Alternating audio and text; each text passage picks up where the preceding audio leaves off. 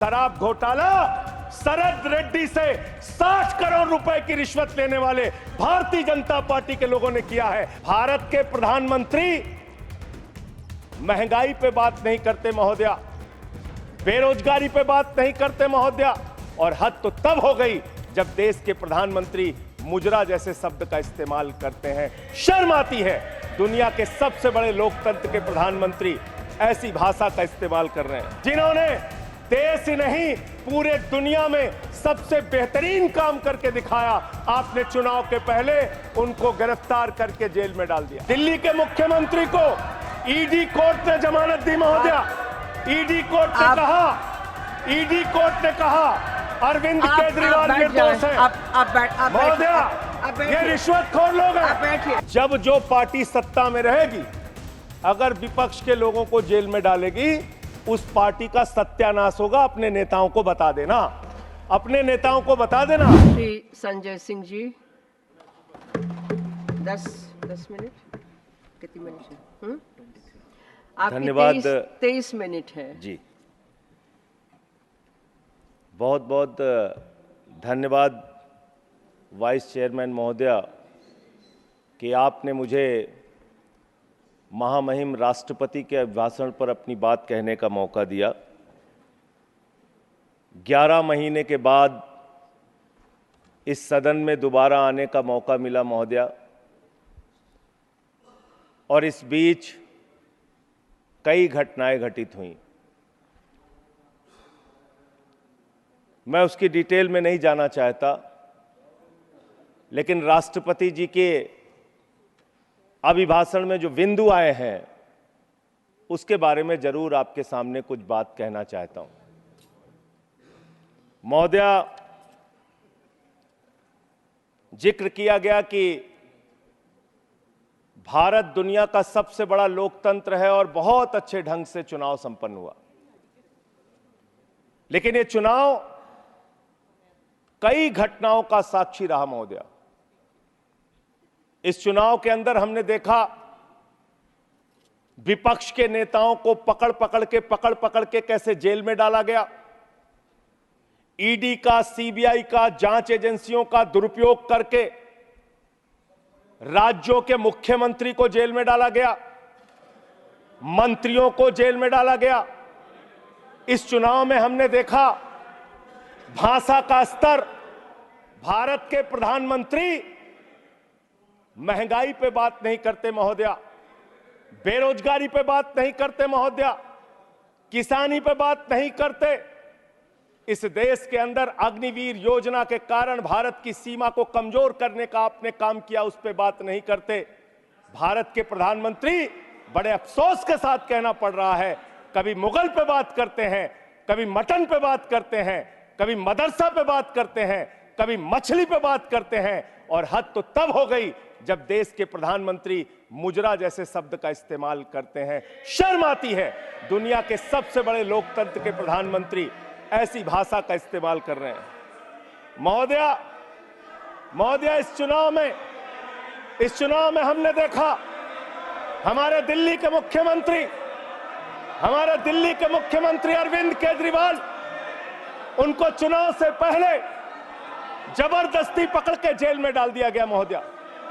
अरविंद केजरीवाल वो मुख्यमंत्री हैं जिन्होंने शिक्षा के क्षेत्र में काम किया, स्वास्थ्य के क्षेत्र में काम किया, बिजली फ्री देने के क्षेत्र में काम किया, पानी फ्री देने के क्षेत्र में काम किया। महोदया, माताओं और बहनों को बस की फ्री यात्रा देने का काम किया, बुजुर्गों को तीर्थ यात्रा कराने का काम किया। एक ऐसे मुख्यमंत्री जिन्होंने देश ही नहीं पूरे दुनिया में सबसे बेहतरीन काम करके दिखाया, आपने चुनाव के पहले उनको गिरफ्तार करके जेल में डाल दिया। और मुद्दा क्या बनाया? तथाकथित शराब घोटाला।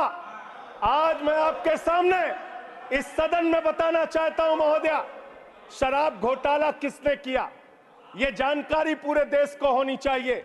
यह जानकारी भारतीय जनता पार्टी के मित्रों को होना चाहिए। यह भारतीय जनता पार्टी के नेता, देश के प्रधानमंत्री को भी होना चाहिए। शराब घोटाला शरद रेड्डी से 60 करोड़ रुपए की रिश्वत लेने वाले भारतीय जनता पार्टी के लोगों ने किया है। आप लोगों ने इलेक्टोरल बॉन्ड के जरिए चंदा लेने का काम, रिश्वत खाने का काम, भ्रष्टाचार करने का काम किया है। शराब घोटाला तुमने किया है। शराब घोटाले की बात करते हैं महोदया, महोदया, महोदया यही चिल्लाने का काम करते हैं। मैं अपनी बात कहना चाहता हूं महोदया, कृपया दिल्ली के मुख्यमंत्री को ईडी कोर्ट ने जमानत दी महोदया। ईडी कोर्ट ने कहा अरविंद केजरीवाल निर्दोष है। महोदया, ये रिश्वतखोर लोग हैं, आप बैठिए, ये रिश्वतखोर है, ये बेईमान है, ये भ्रष्टाचारी है महोदया, ये भ्रष्टाचारी है। आप बैठिए, भ्रष्टाचारियों को बोलने की हैसियत नहीं होनी चाहिए महोदया। ये भ्रष्टाचारी है, आप बेईमान बैठिए। है, संजय इन्होंने सिंह शराब जी, घोटाला किया है, आप 60 बैठिए। करोड़ की रिश्वत खाई है। आप बैठिए,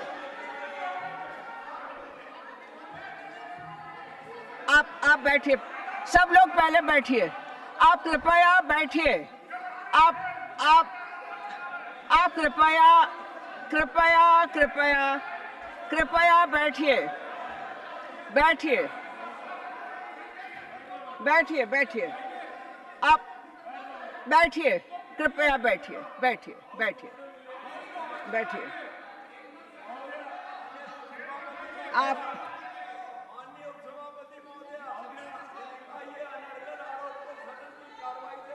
अरे ठीक है, गलत सही आप नहीं तय करेंगे महोदया। महोदया,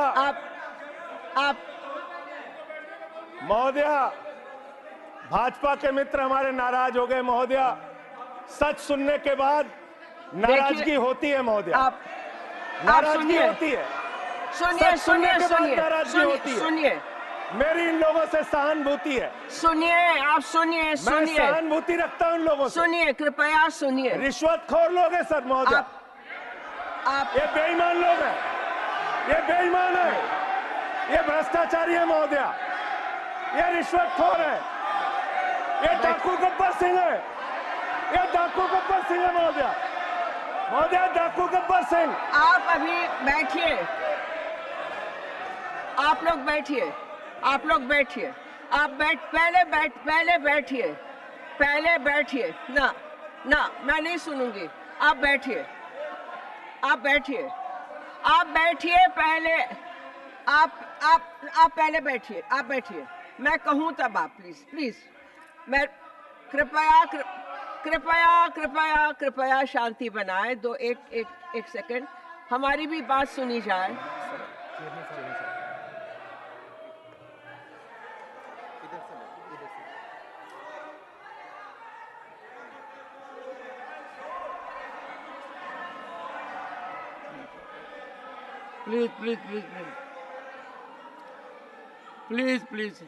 Please. 1 second. Madam, take your seat. No. Mr. Nagar, why this running commentary? If this running commentary takes place, I will call upon leaders of the parties to at least give their members basic decorum training. Why should it happen? Trading against with each other. The nation is watching us. Members have to contribute massively. Sri Sanjay Singh may continue. I know. I was watching the debate. Please. Mr. Gehlot. ये देश 1 second. लोकतंत्र से चलेगा मान्यवर। 1 second. You have to address the chair. आप ही को करना है। Leader of the opposition today set a very high standard. He addressed the chair. So, Sune, I want pin drop silence in the house. Let us see. He is leader of a legislative party. Now, please, 1 second. Take. कुछ आपत्तिजनक चर्चा माननीय सदस्य ने की है, कृपया उस पर गौर करें और उसको प्रोसीडिंग से हटाने की कृपा करें। Mr. Gokhale, Sanjay, Mr. Raut and Mr. Gokhale, I have come here. I have already taken note of it, and let me tell the honorable members, whenever there is something objectionable, even if Mr. Sanjay Rao says something objectionable, not only his address will be looked into, he can point out to the address of someone else also. Sanjay Singh ji, मान्यवर, संजय सिंह जी, धन्यवाद मान्यवर। एक आपको मंत्र देता हूं, जी मान्यवर। और गुरु मंत्र तो इसलिए नहीं दे सकता क्योंकि आपके तो पहले गुरु हैं। हाँ, मेरे गुरु रघु ठाकुर जी हैं। मेरे गुरु जी रघु ठाकुर हैं। तो आप मेरे राजनीतिक गुरु रघु ठाकुर हैं। इन लोगों को नहीं पता होगा, मैं बता रहा हूँ। रघु ठाकुर जी का मेरा क्या संबंध है, ये रघु ठाकुर जी से पूछिए। इनको नहीं मालूम होगा, सुनिए, इसलिए इनको मेरे को एड्रेस करना। और एक गुरु मंत्र यह है कि आप जो शालीनता से बोलोगे और जो रिकॉर्ड होगा वो इतिहास का हिस्सा ही नहीं, 140 करोड़ जनता को भी पता लगेगा। धन्यवाद मान्यवर। उसके अलावा कोई व्यवधान होगा तो ये एनर्जी यहीं खत्म हो जाएगी। धन्यवाद मान्यवर। आप ऊर्जावान हैं मान्यवर, और अच्छे वक्ता हैं, बोलिए।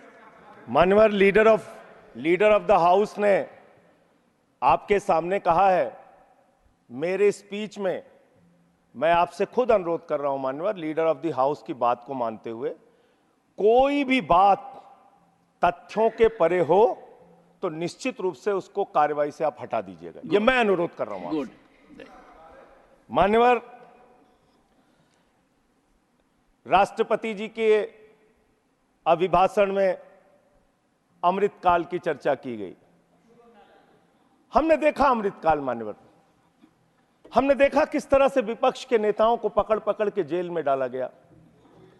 महाराष्ट्र चले जाइए तो अनिल देशमुख जी को 14 महीने जेल में रखा गया, बाद में कह दिया न्यायालय ने सबूत नहीं, जमानत मिल गई। संजय रावत जी को 100 दिन 103 दिन जेल में रखा गया मान्यवर, बाद में उनको जमानत मिल गई, कोई सबूत नहीं। मुझे 6 महीने जेल में रखा गया मान्यवर, और 3 जजों ने सुप्रीम कोर्ट के मुझे जमानत दे दी। दिल्ली के मुख्यमंत्री, अब देख लीजिए, मैं आपके नियम का पालन कर रहा हूं मान्यवर। बोलते रहिए।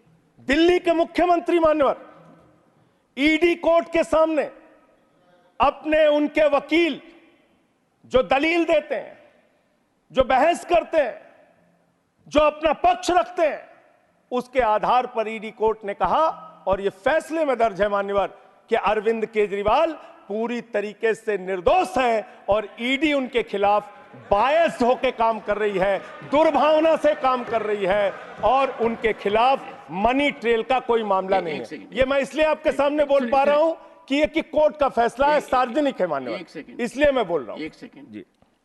माननीय सदस्यगण, अपने देश में व्यवस्था के तहत एक कानूनी प्रक्रिया है।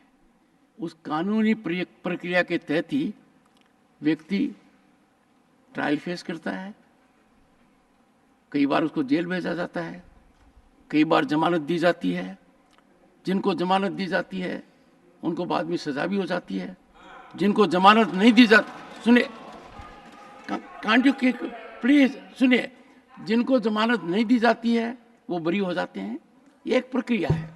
पर जिस फैसले की आप चर्चा कर रहे हैं वो फैसला सब जुडिस है, उस फैसले पर रोक लगी हुई है। वो फैसला ऊपर की अदालत के अंदर निर्धारित होना है।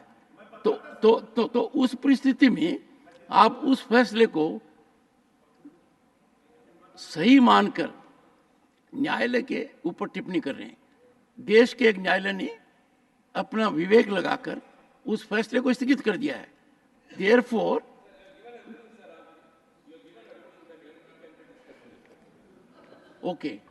okay, let me, one second, let me. Mr. Tiruchi Siva is a very experienced member of this house. He has made things lighter now. He thinks I can say everything and anything myself, or you can say it. No, Tiruchi ji, no, Mr. Tiruchi Siva. Everything is spoken in this house has to be sanctified. Sacred facts.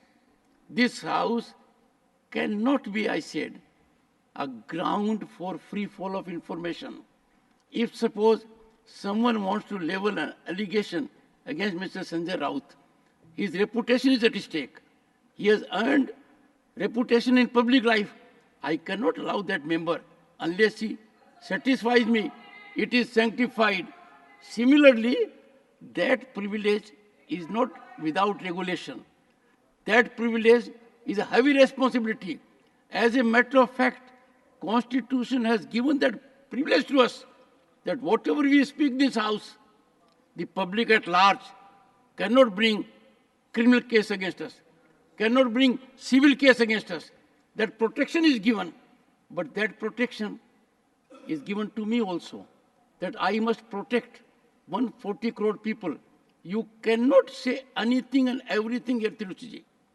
You have to say something keeping in view dignity of your office as a member of parliament and facts that are unimpeachable, beyond question.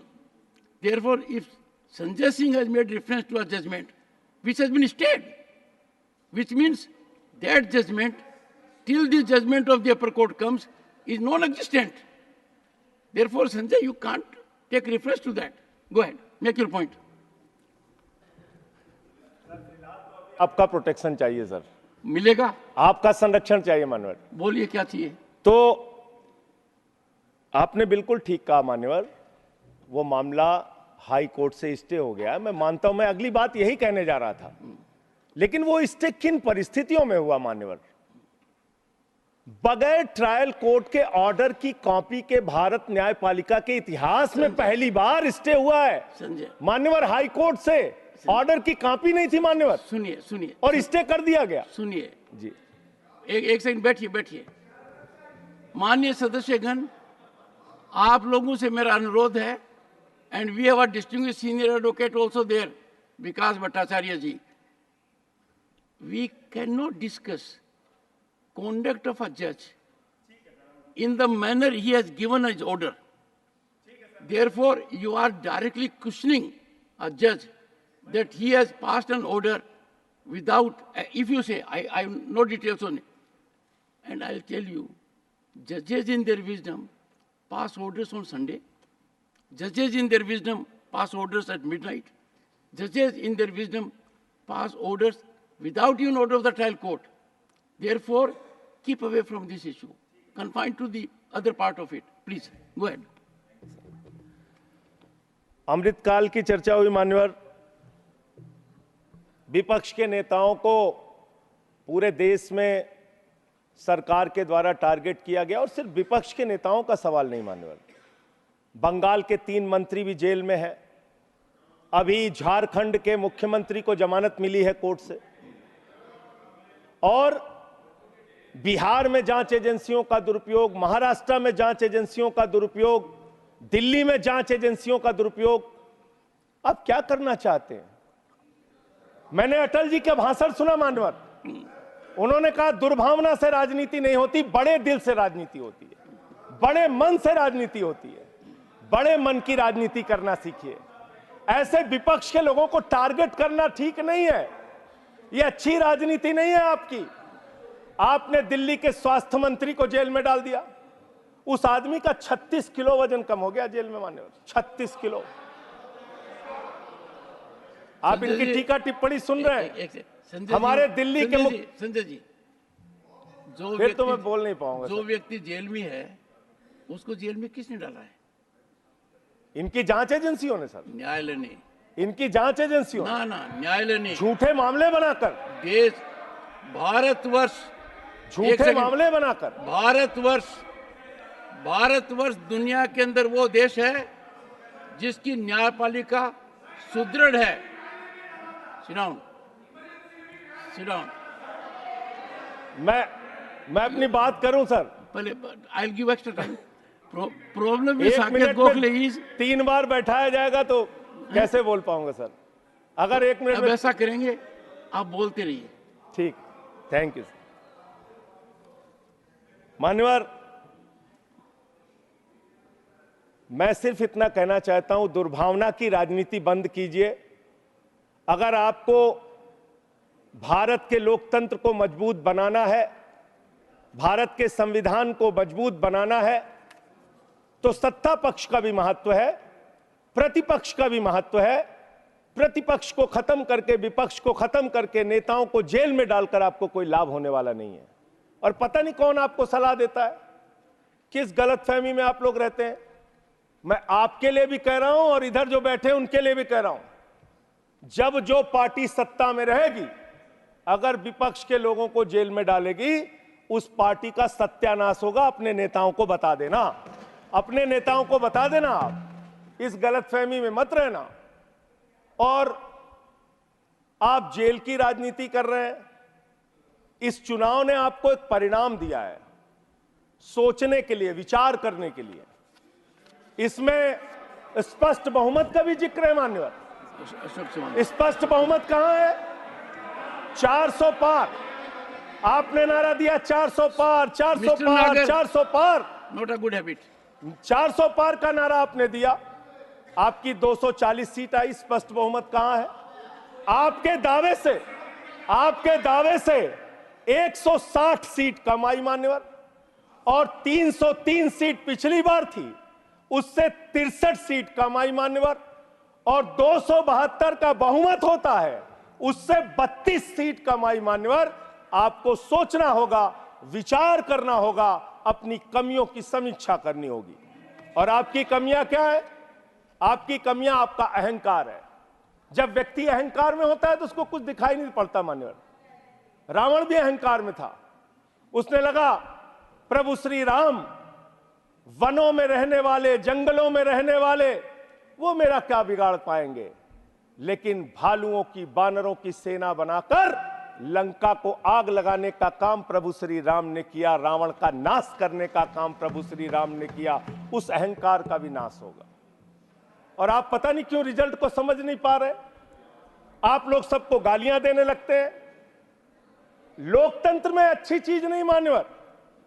कभी मुसलमानों को गाली दो, कभी सिखों को गाली दो, कभी ईसाइयों को गाली दो, कभी जाटों को गाली दो, कभी मराठों को गाली दो, कभी दलितों को गाली दो, कभी पिछड़ों को गाली दो। आप सिर्फ गाली देते रहते हैं मान्यवर। ये गाली देना बंद कीजिए मान्यवर।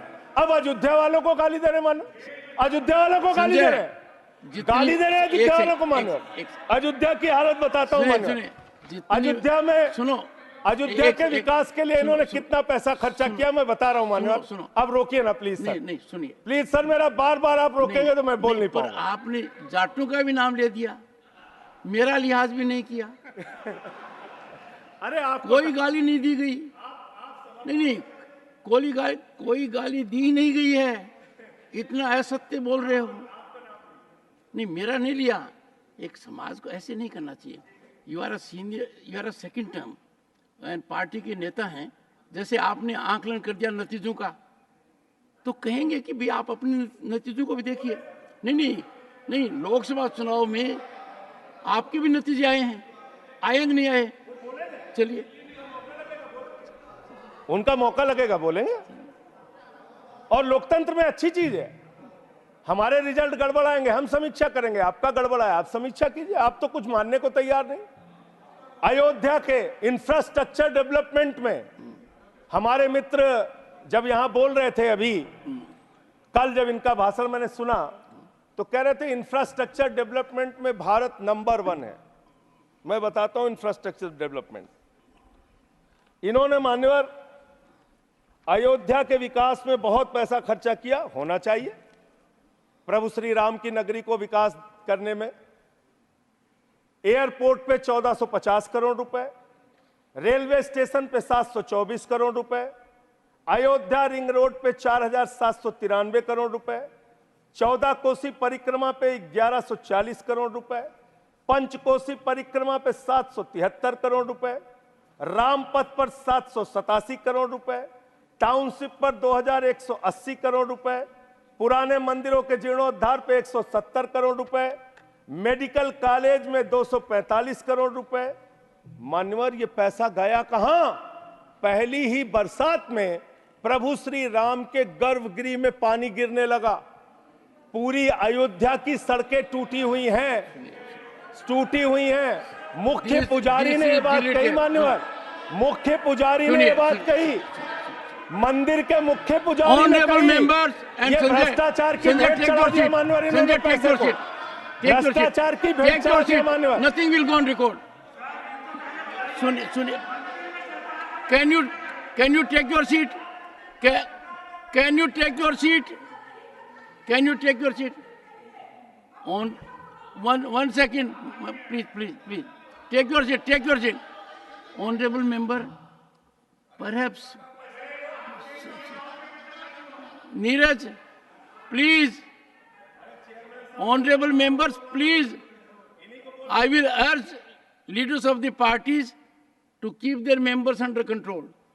Honorable member, you have made a reflection which is wrong. You make a reflection because someone has said something. When I got this news, I verified, got in touch with responsible people. If you have real documentary evidence, when you are speaking as a member of parliament, you cannot give a speech as you give outside. It is not so. Let us not run down our institutions. It is a temple worshipped all over the world. It will last, you know, for how many years it will last? Are you aware of the technology that has gone there? When I went to Ayodhya, there was a presentation by the technical people. We must appreciate it. Merely because someone has said so, you take it as gospel truth. Make an effort to find out. I will not encourage this sensation.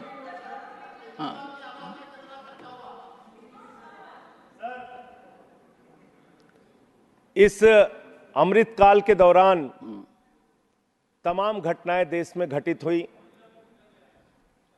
Agniveer जैसी योजना देश के अंदर आई, 4 साल की नौकरी, 17 साल में एक जवान सेना में भर्ती होगा, 21 साल में रिटायर हो जाएगा। मैं ऐसा मानता हूं मान्यवर, इस योजना के बारे में सरकार को पुनर्विचार करना चाहिए। नौजवानों में इसको लेकर प्रतिरोध है, गुस्सा है, और कहीं ना कहीं ये भारत की सेना को भी कमजोर करने की कार्रवाई है मान्यवर।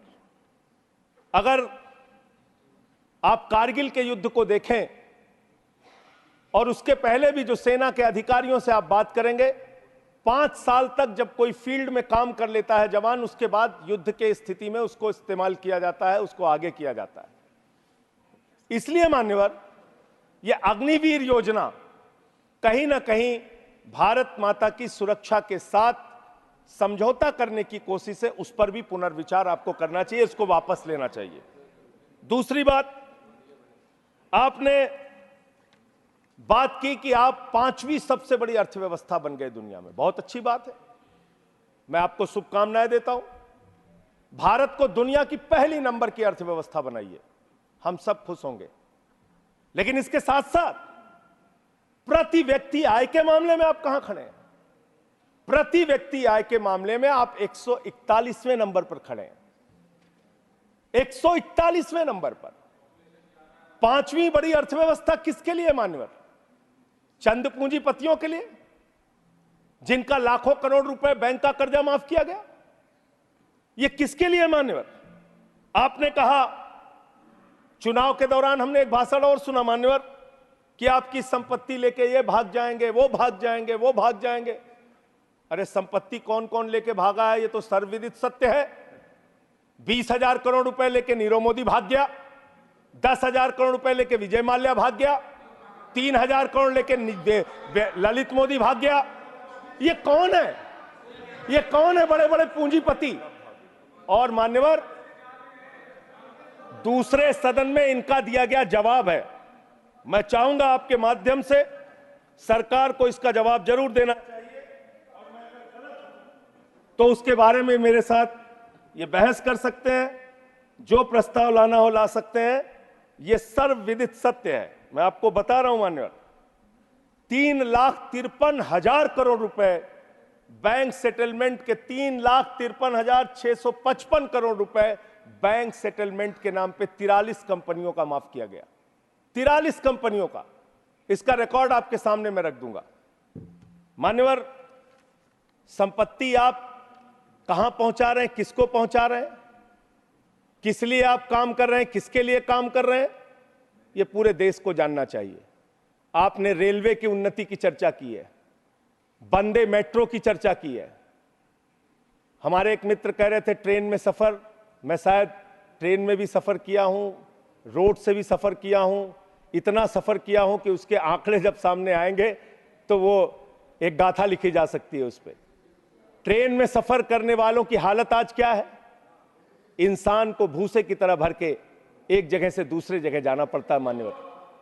लखनऊ में उतरिए, वहां पर कुली मिले मुझे मान्यवर, उनके लिए एक वादा किया था बहुत पहले, और आप एक उदार हृदय के व्यक्ति हैं, मैं चाहता हूं आपके माध्यम से सरकार तक ये बात जानी चाहिए।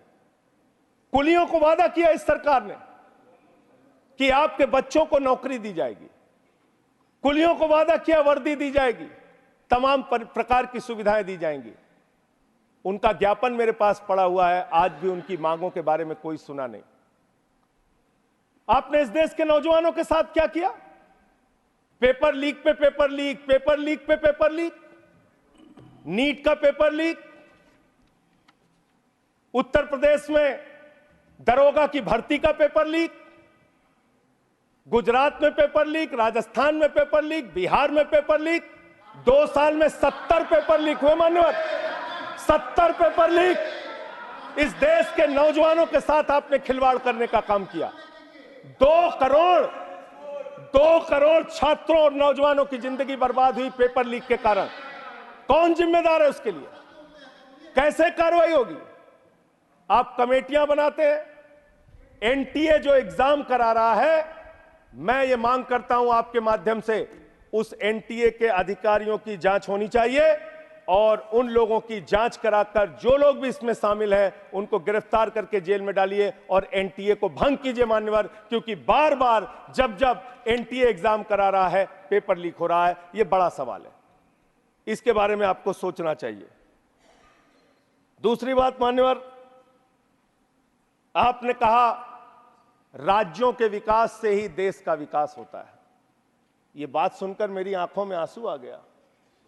इतनी बढ़िया बात, इतना उदार हृदय आपका, वाह वाह वाह वाह वाह वाह। राज्यों के विकास से देश का विकास होता है। पिछले 9 साल में मान्यवर 324 करोड़ रुपए से ज्यादा दिल्ली को नहीं दिया इन्होंने, 324 करोड़ से ज्यादा नहीं दिया, क्योंकि यहां पर आम आदमी पार्टी की सरकार है। यहां पर शिक्षा मंत्री को जेल में डालना है, स्वास्थ्य मंत्री को जेल में डालना है, मुख्यमंत्री को जेल में डालना है। यहां विकास के लिए हमारा सहयोग नहीं करना। तीर्थ यात्रा योजना रोक लगाओ, होम डिलीवरी योजना रोक लगाओ, मोहल्ला क्लिनिक योजना रोक लगाओ, आप सिर्फ बिजली फ्री योजना रोक लगाओ, पानी फ्री योजना रोक लगाओ। आपका काम सिर्फ रोक लगाने के लिए है। अब क्या राज्यों का विकास कर रहे हैं मान्यवर? 8,000 करोड़ रुपए रूरल डेवलपमेंट फंड का और बाकी शिक्षा स्वास्थ्य के फंड का, केंद्र सरकार के हिस्से का, पंजाब का, इन्होंने 8,000 करोड़ रुपए रोक के रखा है। यह राज्यों का विकास आप कर रहे हैं, यह राज्यों के साथ आपका वर्ताव है, यह आपका संघीय ढांचे में यकीन है। और सबसे महत्वपूर्ण बात मान्यवर, जो यहां पे कई वक्ताओं ने पहले भी कही, आप किस भावना से काम कर रहे हैं, किस भावना से आप काम कर रहे हैं? इस देश में दलितों के लिए, पिछड़ों के लिए, आदिवासियों के लिए, अल्पसंख्यकों के लिए, उनके अधिकारों की रक्षा के लिए भारत के संविधान में बहुत बड़ी ताकत उनको दी गई है। लेकिन जब वो जातीय जनगणना की मांग करते हैं, आप उनकी मांग सुनते नहीं। जब वो विश्वविद्यालयों में आरक्षण की बात करते हैं, उसमें 1-1, 2-2 पोस्ट निकाल के आप आरक्षण की व्यवस्था वहां पे खत्म करते हैं। जब वो अपने साथ होने वाले भेदभाव की चर्चा करते हैं, आप उस पर भी रोक लगाते हैं। मान्यवर, अमृतकाल के अंदर यह सवाल तो आपसे बनता है, यह पूछना तो आपसे बनता है कि जब प्रभु श्री राम के मंदिर का शिलान्यास हुआ तो तत्कालीन राष्ट्रपति वहां पर क्यों नहीं थे? जब उस प्रभु श्री राम के मंदिर का उद्घाटन हुआ तो मौजूदा राष्ट्रपति वहां पर क्यों नहीं थी? यह सवाल तो आपसे बनता है मान्यवर, यह सवाल तो इनसे पूछना बनता है कि अखिलेश यादव जी 5 साल मुख्यमंत्री रहे उत्तर प्रदेश के, जब घर खाली हुआ तो गंगा जल से धुला जाता है। और मुझे शर्म आती है, आजादी के 75 साल के बाद मान्यवर कन्नौज में एक मंदिर में दर्शन करने चले गए अपनी पत्नी के साथ, उस मंदिर को गंगा जल से बीजेपी के लोगों ने धुलने का काम किया। ये आपका रवैया है पिछड़ों के प्रति, दलितों के प्रति। मान्यवर मैं समय अपने साथियों का कम कर लूंगा, मैं अपनी बात कहना चाहता हूं। मान्यवर ये रवैया ठीक नहीं है, इतना भेदभाव, इतनी दुर्भावना ठीक नहीं है। इस देश के दलितों को, पिछड़ों को, आदिवासियों को, अल्पसंख्यकों को अपना मानिए। इस चुनाव ने एक संदेश आपको यह भी दिया है कि हम कोई पाकिस्तान नहीं है, हम अफगानिस्तान भी नहीं है, हम हिंदुस्तान हैं और हम मिलकर रहना चाहते हैं। पूरी धर्मनिरपेक्षता को मजबूत करके मिलकर रहना चाहते हैं। संविधान को अपने आगे रखकर मजबूती से उसके साथ चलना चाहते हैं। मानवर, ये देश हिंदुओं का भी है, मुसलमानों का भी है, सिखों का भी है, ईसाइयों का भी है, बौद्धों का भी है, जैनियों का भी है। ये देश सबका है। मान्यवर, इस भावना से आप देश को आगे लेके चलिए, पूरा देश आपके साथ खड़ा होगा। इतनी नफरत, इतनी दुर्भावना आपके मन में क्यों है? क्यों आप सबको अपने से दूर करने की कोशिश करते रहते हैं? इस पार्टी को भारतीय जनता पार्टी ही रहने दीजिए। इस पार्टी को मान्यवर भारतीय झगड़ा पार्टी मत बनाइए। मैं इन लोगों से कहना चाहता हूं, झगड़े लड़ाई से कुछ देश को मिलने वाला नहीं है। झगड़े लड़ाई से देश की उन्नति होने वाली नहीं है। आपको 240 सीटें मिली हैं, आप गठबंधन की सरकार चला रहे हैं, आप चलाइए, लेकिन इसके साथ साथ विपक्ष की भी अपनी भूमिका है, उस भूमिका को ध्यान में रखिए। विपक्ष को भी अपने साथ लेकर चलिए। इतना अगर आप टारगेट करके एक एक पार्टी को खत्म करने की कोशिश करेंगे, तो जो दूसरों को खत्म करने की कोशिश करता है वो अपने आप ईश्वर उनको सही रास्ते पे पहुंचाने का काम करता है। और रावण का अहंकार नहीं चला मान्यवर, तो किसी और का अहंकार क्या चलेगा? और हिंदू धर्म कितना विराट धर्म है, कितना विशाल धर्म है। हिंदू धर्म तो वसुदेव कुटुंबकम की बात करता है, कहता है पूरा विश्व हमारा परिवार है। हिंदू धर्म कहता है मान्यवर, कोई भी पूजा हम लोग खत्म करते हैं, कहते हैं धर्म की जय हो, अधर्म का नाश हो, प्राणियों में सद्भावना हो, विश्व का कल्याण हो।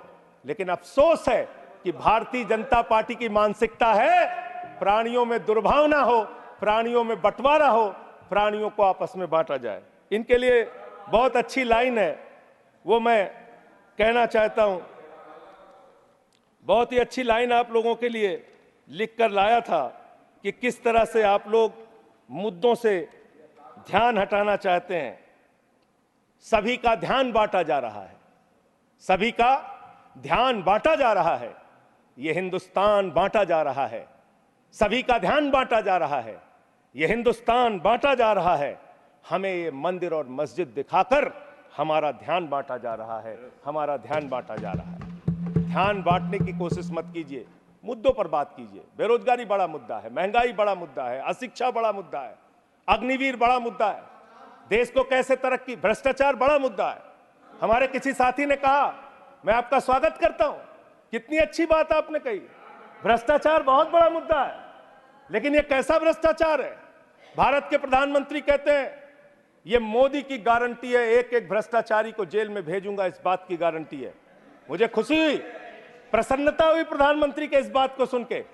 लेकिन जब मैं देखता हूं महाराष्ट्र में 70,000 करोड़ का घोटाला करने वाला बीजेपी के साथ, छगन भुजबल बीजेपी के साथ, नाम नारायण, ठीक है नाम नहीं लेता हूं, नाम नहीं ले रहा हूं सर। देखिए डिलीटेड। मैं दूसरा बस खत्म कर रहा हूं। सुनिए, जो सर एक सेकंड, भ्रष्टाचार के खिलाफ सर बोलने एक सेकंड। इस सरकार ने ईमानदारी का संकल्प लिया है। Ramesh, first you are speaking while sitting on your seat. I am sure you are very senior man. You know it. And secondly, why are you intervening? I expect from a learned man like you a different kind of conduct which can be exemplified by others. Please help तो me.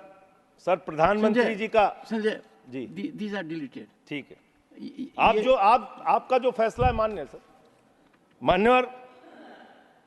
मान्यवर प्रधानमंत्री जी ने कहा किसी भी भ्रष्टाचारी को नहीं छोड़ूंगा, इस बात की गारंटी है। लेकिन पूरे देश में जब हम लोग निगाह उठाते हैं तब मुझे उनके नारे का मतलब समझ में आया। वो नारा ये है कि एक भी भ्रष्टाचारी को नहीं छोड़ूंगा, ये मोदी की गारंटी है। सारे भ्रष्टाचारियों को बीजेपी में शामिल करूंगा, ये प्रधानमंत्री की गारंटी है। ये गारंटी है आपकी। अच्छी बात है, कीजिए, तरक्की करेंगे आप लोग। और एक वॉशिंग मशीन भी चल रही है। लेकिन मैं एक बात जरूर कहना चाहूंगा। आपने मुझे रोक दिया मान्यवर, मैं मानता हूं, आपके आदेश का पालन करूंगा। लेकिन सब जगह चंदा दो धंधा लो स्कीम मत चलाइए। इलेक्टोरल बॉन्ड में आपका पर्दाफाश हो चुका है। 3,02,000 करोड़ रुपए के ठेके अलग अलग कंपनियों को दिए गए, जिनसे इलेक्टोरल बॉन्ड के नाम पे पैसा लिया गया। इसकी जांच होनी चाहिए, इसकी जांच होनी चाहिए मान्यवर। और मैं अयोध्या का जिक्र करने लगा, आप सब लोग नाराज हो गए। मेरे मन में भी नाराजगी है, गुस्सा है। मैंने चिताया था आपको, एप्लीकेशन भी दी थी, कोतवाली तहरीर दी थी। प्रभु श्री राम के मंदिर के स्थल पर ऐसे काम नहीं होने चाहिए। सड़कों पे गड्ढे बनेंगे तो सवाल उठेंगे और वो सवाल आपसे पूछे जाएंगे। मान्यवर, प्रभु श्री राम है, आपने उनके लिए गाना बना दिया। जो राम को लाए हैं हम उनको लाएंगे। बताइए आप, यहां पर बैठा हुआ कोई व्यक्ति क्या इस हैसियत में है कि वो राम को ला सकता है? नहीं, भगवान श्री राम हम सबको लेके आए हैं। भगवान इंसान को लेके आता है, कोई इंसान भगवान को नहीं ला सकता। और प्रभु श्री राम के लिए हमारे एक बहुत पुराने कवि हैं यमुना प्रसाद उपाध्याय जी, उन्होंने लाइन लिखी थी कि तुम्हारी पोल पट्टी खोलने लग जाए तो क्या हो, तुम्हारी पोल पट्टी खोलने लग जाए तो क्या हो, अगर मंदिर की मूरत बोलने लग जाए तो क्या हो। बताओ ब्रह्म बेला में जहां तुम पाप धोते हो, वही सरयू का पानी खौलने लग जाए तो क्या हो। आज सरयू का पानी उबाल मार रहा है। अयोध्या में जो हालात हैं वो आपको देखना चाहिए। और अयोध्या के परिणाम से आप नाराज हुए, नाराज होना बनता है, लेकिन उसके कारण आपने सोचे। राम पथ गमन मार्ग, अयोध्या हारे आप, प्रतापगढ़ हारे, सुल्तानपुर हारे, कौशाम्बी हारे, सीतापुर हारे, रामपुर हारे, श्रावस्ती हारे, प्रयागराज हारे, चित्रकूट हारे। जहां जहां से प्रभु श्री राम गुजरे थे वो सारी सीटें आप लोग हार गए। नासिक हारे, रामटेक हारे, तो इसकी समीक्षा कीजिए। वर्धा हारे, तो इसलिए इसकी समीक्षा कीजिए, क्यों हो रहा है ऐसा आपके साथ। भगवान के नाम पर आप श्रद्धा रखिए और उस श्रद्धा को, उसका विस्तार कीजिए, हमें कोई आपत्ति नहीं है। देखिए आपके साथ इनका प्यार खत्म ही नहीं हो रहा है। मान्यवर, मैं सिर्फ इनसे इतना कहना चाहता हूं, आप जो दिल्ली के साथ कर रहे हैं, जो हमारे मुख्यमंत्री के साथ कर रहे हैं, अंतिम बात उनके बारे में कह के अपनी बात को खत्म करूंगा। इससे आपका कोई राजनीतिक फायदा नहीं होगा। मेरी बात को इस सदन में बोल रहा हूं, इसको याद रखिएगा। इससे आपका कोई राजनीतिक लाभ होने वाला नहीं है। और आप 1925 की संस्थाएं, 100 साल हो गया, 100 साल पुरानी संस्थाएं, वहां से निकले हैं आप लोग। 100 साल हो गया, लेकिन दिमाग अभी भी बच्चों का, अभी बच्चों की तरह खेल रहे हैं।